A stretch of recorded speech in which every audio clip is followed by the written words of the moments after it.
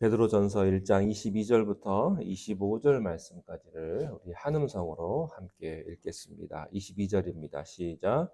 너희가 진리를 순종함으로 너희 영혼을 거짓이 없이 형제를 사랑하기에 이르렀으니 마음을 뜨겁게 서로 사랑하라. 너희가 거듭난 것은 썩어질 씨로 된 것이 아니요 썩지 아니할 씨로 된 것이니 살아있고 항상 있는 하나님의 말씀으로 되었느니라. 그러므로 모든 육체는 풀과 같고 그 모든 영광은 풀의 꽃과 같으니 풀은 마르고 꽃은 떨어지되 오직 주의 말씀은 세세토록 있도다 하였으니 너희에게 전한 복음이 곧 이 말씀이니라. 아멘. 오늘 본문은 베드로전서 1장의 결론입니다. 사도 베드로는 성도의 거룩이라는 주제로 계속해서 이야기를 합니다. 고난 중에 있는 성도들을 위로하면서 고난을 이길 수 있는 힘은 다른 어떤 것도 아니고 하나님의 은혜 가운데서 거룩한 삶을 살아가는 것이 고난을 이기는 방법이다. 이렇게 말씀을 계속하고 있습니다. 그러면서 결론을 어떻게 맺느냐면 형제 사랑이라는 말로 결론을 내립니다. 이것은 무엇을 의미합니까?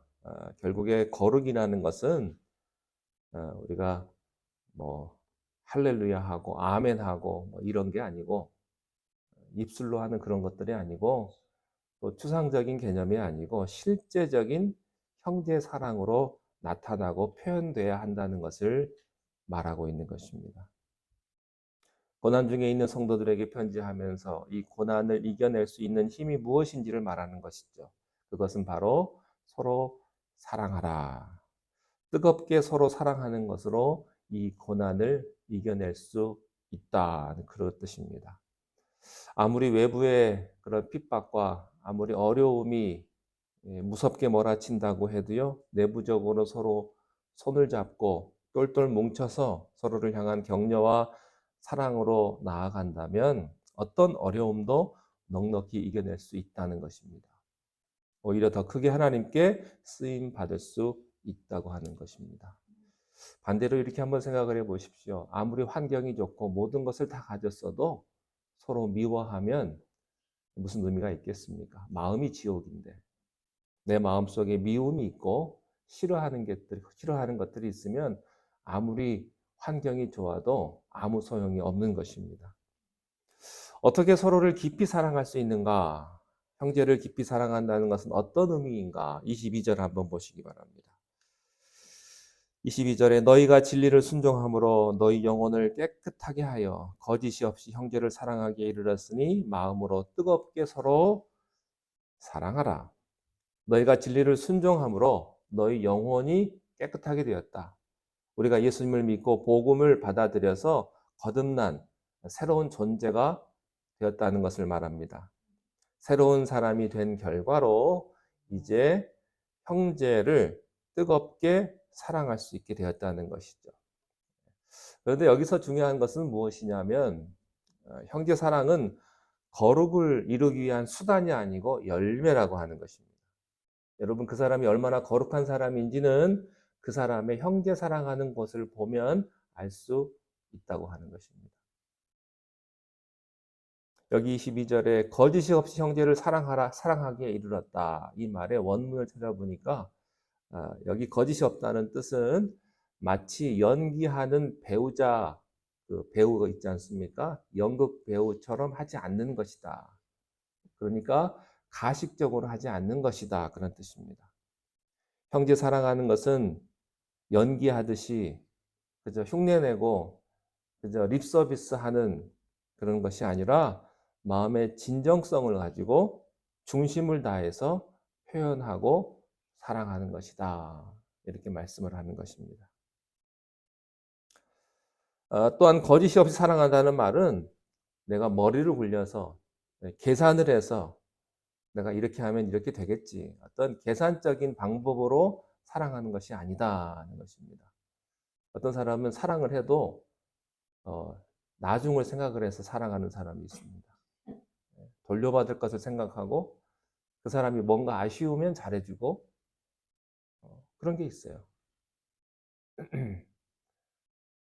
목회자도 그런 걸 조심해야 돼요.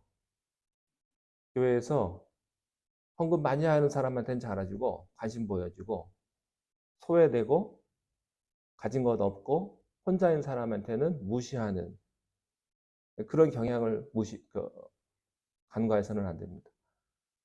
여러분, 우리가 사랑을 할 때 무조건적이어야 합니다.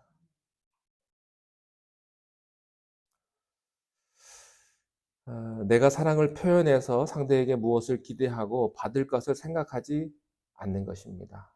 이해관계를 떠나서 조건 없이 그냥 주는 것이 좋은 사람입니다. 베푸는 것 자체가 내 안에 기쁨이 되고요, 은혜가 되고요, 감사가 되는 그런 사랑을 말하는 것입니다. 우리들은 어떤 경조사가 있으면 꼭 봉투를 하잖아요. 결혼식에 가도 봉투하고, 나중에 나한테 안 돌려주면 서운해요. 당신 자식 결혼할 때는 내가 이제 봉투도 했는데 내 자식 결혼할 때 봉투 안 주면 굉장히 서운합니다. 서운해하지 말라는 거예요. 줄 때는 아무 조건 없이 무조건적으로 베풀어라, 그런 것입니다. 사랑하는 그 자체가 이루어진 열매이며 목표가 된다는 것입니다. 마음으로 뜨겁게 서로 사랑하라. 이 말에는 무엇도 있냐면 쉬지 않고 지속적으로 사랑하라는 의미도 있어요. 지속적으로 그 사람이 마음에 안 들 때도, 내게 서운하게 했을 때도, 내가 실망했을 때도 사랑하라는 것입니다. 여러분, 사람과 지내다 보면요, 그 사람한테 실망할 때가 있습니다. 아무리 가깝고 아무리 좋은 사람도 실망할 때가 있어요. 여러분, 배우자한테도 실망하잖아요. 아마 여러분 저한테도 실망할 때가 있을 겁니다. 저도 여러분들에게 가끔 실망할 때가 있습니다. 우리는 완전한 사람이 아니고 불완전한 존재이기 때문에 그런 것입니다. 비록 내가 실망하고 내가 마음에 안 들고 나에게 서운하게 했을 때도 그때도 똑같이 사랑해라, 이렇게 말씀을 합니다. 근데 이게 참 어려운 일이에요. 이게 결코 쉽지가 않습니다. 여러분 자녀도 여러분에게 서운하게 하면 자녀에게 대한 그런 마음이 확 변하잖아요. 내가 잘해줘 봤자 소용없어, 이런 마음 들지 않습니까? 잘해주기 힘들죠. 그러나 그럼에도 불구하고 하나님께서 주신 은혜가 크기 때문에 그 은혜를 가지고 서로 사랑하고 은혜를 베풀어라 하는 말씀입니다. 그래서요, 정말로 하나님이 주시는 감동이 있을 때, 감사가 있을 때 우리가 지속적으로 사랑할 수 있는 거예요.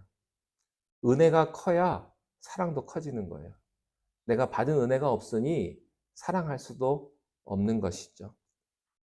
내가 하나님께 받은 은혜가 없는데 무슨 형제 사랑을 하겠습니까? 받은 에너지가 없는데.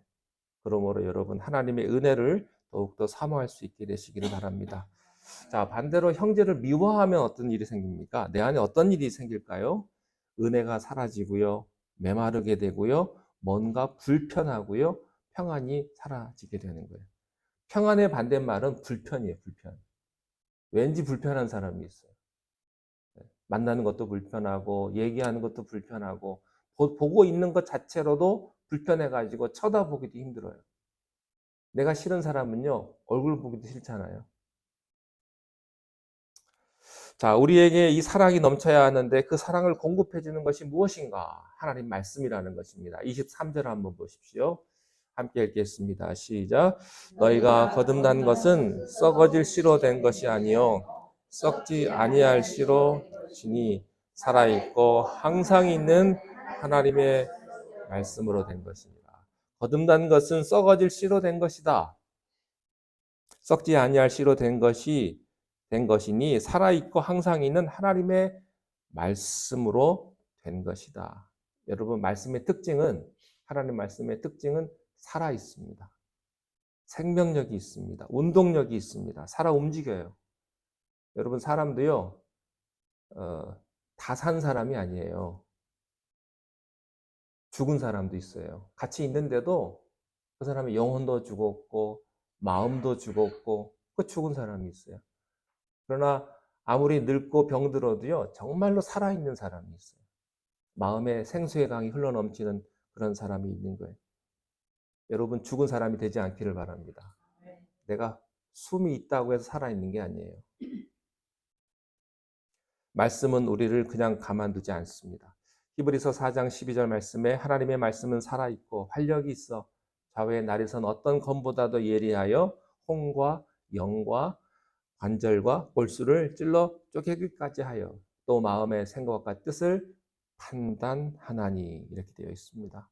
말씀의 제일 중요한 특징은 살아있다는 거예요. 생명이 있다는 것이죠.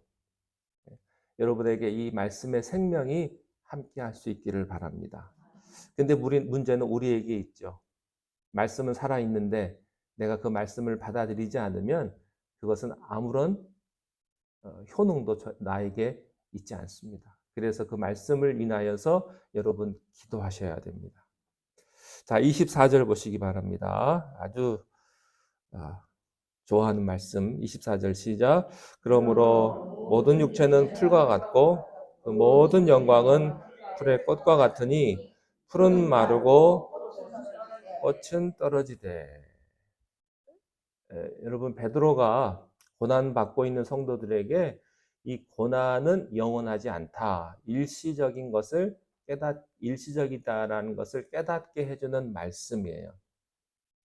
이 말씀은 이사야 40장 8절 말씀을 인용한 말씀인데 거기 보면 이렇게 되어 있어요. 풀은 마르고 꽃은 시드나 하나님의 말씀은 영원히 서리라. 이 배경은 이스라엘이 바벨론의 포로가 되었을 때 바벨론이라고 하는 막강한 힘은 영원할 것 같아요. 이스라엘의 소망 없는 포로 생활이 끝나지만 않을 것 같습니다. 그러나 풀은 시들고 풀은 마르고 꽃은 시들게 되어 있습니다. 다 지나갑니다. 다 지나가게 될 것입니다. 영원한 것은 세상에 없습니다. 여러분, 100년 후에 이 자리에 남아있을 사람 아무도 없습니다. 100년까지도 아니에요. 50년? 50년도 아니죠. 이 자리에 남아있을 사람 아무도 없습니다. 우리 교회 터는 남아있을까요? 100년 후에? 모르죠. 아마 없을 수 있을 거예요. 여러분, 세상 것은 다 지나가게 되어 있고요. 영원한 것은 세상에 없습니다. 그러나 말씀은 생명력이 있어서 그 말씀을 굳게 붙드는 자는 결코 망하지 않고 실패하지 않고 반드시 승리할 것입니다. 모든 육체도 지나갑니다. 여러분, 다 지나가는데 거기에 목숨 걸지 마세요. 그냥 지나가게 하세요. 여러분, 흙탕물은요, 가만 놔둬야죠. 거기 들쑤시면 안 됩니다.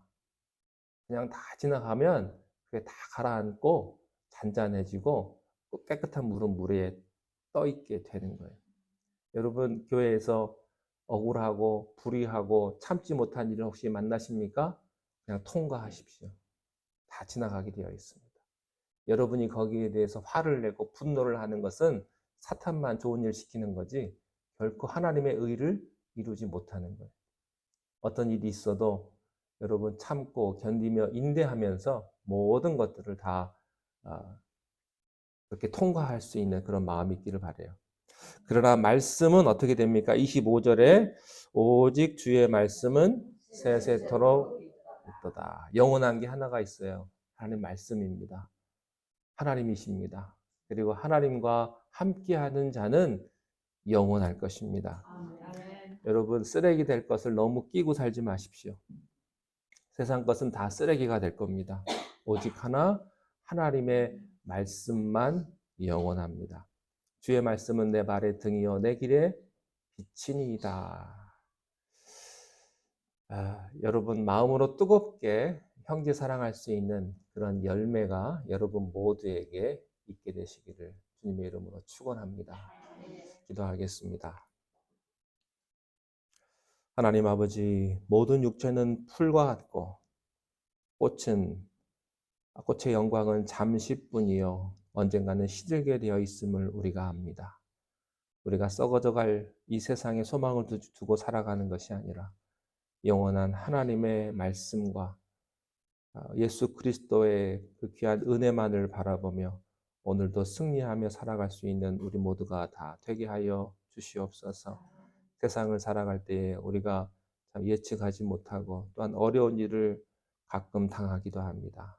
그때에도 오직 주님만 바라보게 하시고 세상의 모든 불의와 또한 안타까운 모든 것들을 바라볼 때에 그것을 위해서 기도하게 하시고 더욱더 우리가 형제 사랑하는 것을 끊지 않고 하나님 앞에 영광 돌리는 삶을 살아가게 인도하여 주시옵소서. 오늘 하루도 살아갑니다. 주님과 동행하는 삶을 살게 하시고 우리의 손과 우리의 발걸음을 주님이 복된 길로 인도하여 주옵소서. 예수님의 이름으로 기도하옵나이다. 아멘.